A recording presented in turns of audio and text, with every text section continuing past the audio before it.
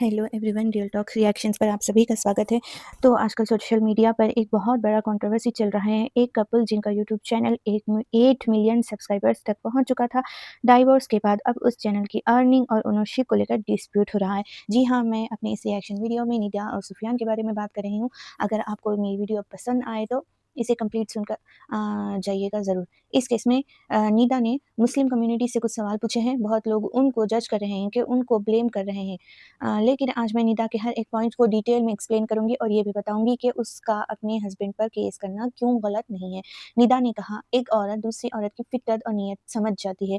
ये बात सिर्फ इमोशनल नहीं है, ये रियलिटी है। एक वाइफ को सबसे पहले फील होता है जब उसके हस्बैंड का बिहेवियर चेंज होने लगता है, जैसे फ़ोन छुपाना, किसी और औरत से ज़्यादा क्लोज़नेस, इमोशनल डिस्टेंस, घर और फैमिली को इग्नोर करना। इस्लाम भी यही सिखाता है कि गैर महरम के साथ अननेसेसरी क्लोज़नेस से बचना चाहिए। अगर एक वाइफ़ अपने हस्बैंड को समझाती है कि डिस्टेंस रखो, तो वो पॉसेसिवनेस नहीं है, अपने घर को बचाने की कोशिश होती है। निदा का सवाल मुस्लिम कम्युनिटी से था कि अगर आपका हस्बैंड किसी और औरत के साथ इतना फ्री हो जाए, तो क्या आप चुप रहोगे? ये सवाल बहुत इम्पोर्टेंट निदा ने पूछा है अपने व्यूवर से। आजकल कुछ लोग मॉडर्न थिंकिंग के नाम पर बाउंड्रीज को इग्नोर कर देते हैं, लेकिन इस्लाम धर्म में हया, रेस्पेक्ट, लिमिट्स ये सब रिलेशनशिप का फाउंडेशन है। अगर एक हस्बैंड किसी दूसरी औरत के साथ इमोशनल अटैचमेंट डेवलप कर रहा है, तो वाइफ का रिएक्ट करना बिल्कुल नॉर्मल है। निदा ने एक बहुत पावरफुल क्वेश्चन पूछा, अगर आपको चूज करना हो वाइफ और बच्चा या दूसरी औरत, तो आप क्या चूज करोगे? ये सवाल एक्चुअली मर्द की जिम्मेदारी को चैलेंज करता है। इस्लाम में हस्बैंड को फैमिली का प्रोटेक्टर और केयर टेकर बनाया गया है। अगर कोई आदमी अपनी वाइफ और बच्चे को इमोशनल पेन में छोड़कर किसी दूसरी रिलेशनशिप में इन्वॉल्व हो जाता है, तो उसका इम्पैक्ट सिर्फ मैरिज पर नहीं, बच्चे के फ्यूचर पर्सनैलिटी पर भी पड़ता है। निदा ने एक बहुत सीरियस पॉइंट यहाँ रेज किया है, कि अगर माँ रात दिन रोती रहे और बाप किसी और औरत के साथ बिजी रहे, तो बच्चा इमोशनली ट्रॉमेटाइज्ड हो जाता है। ये बिल्कुल सच है। साइकोलॉजिस्ट भी कहते हैं, ब्रोकन मैरिजेस का सबसे बड़ा नुकसान बच्चों को होता है। ऐसे इन्वायरमेंट में बच्चे इनसिक्योर हो जाते हैं, उनको ट्रस्ट इश्यूज हो जाते हैं, उनकी मेंटल हेल्थ इफेक्ट होती है। इसलिए अगर एक औरत अपने बच्चे के फ्यूचर को प्रोटेक्ट करने के लिए स्ट्रॉन्ग स्टेप लेती है, तो उसको सेल्फिश नहीं कहा जा सकता।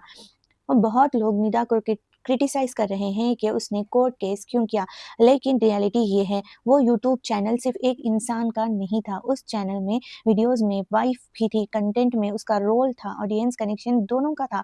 8 मिलियन सब्सक्राइबर्स एक दिन में नहीं बनते, उसमें सालों की मेहनत होती है। अगर उस चैनल से इनकम जनरेट हुई है और उसमें वाइफ का कंट्रीब्यूशन था, तो उसका लीगल राइट बनता है। इसलिए कोर्ट जाना कोई ग्रीड नहीं है, ये अपना हक लेने का लीगल तरीका है।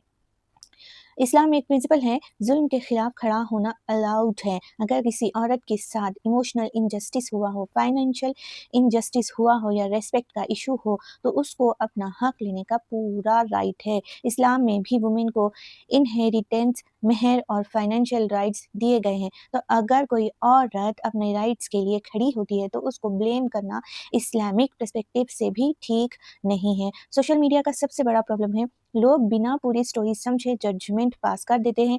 हर डाइवोर्स के केस में सिर्फ एक इंसान को विलेन बना दिया जाता है, लेकिन रियलिटी में रिलेशनशिप इश्यूज दो लोगों के बीच होते हैं। इसलिए किसी भी औरत को सिर्फ इसलिए जज करना कि उसने अपनी वॉइस रेस की, ये इंसाफ नहीं है। निदा ने जो सवाल उठाए हैं, वो सिर्फ उसकी पर्सनल स्टोरी नहीं, वो एक सोशल इशू को हाईलाइट करते हैं। अगर एक औरत अपने बच्चे के फ्यूचर के लिए, अपनी डिग्निटी के लिए और अपने हक के लिए स्टैंड लेती है, तो उसको विलेन बनाना गलत है। जस्टिस का मतलब ये है कि दोनों साइड्स को समझा जाए और हक दिया जाए। अब मैं आपसे एक सवाल पूछना चाहती हूँ, अगर आप एक हस्बैंड होते और आपको चूज़ करना पड़ता वाइफ और बच्चा या कोई दूसरी औरत, तो आप क्या चूज़ करते? कमेंट में ज़रूर बताइएगा। और अगर आपको लगता है कि हर औरत को अपने हक के लिए खड़े होने का राइट है, तो इस वीडियो को शेयर ज़रूर करें। अल्लाह हाफ़िज़।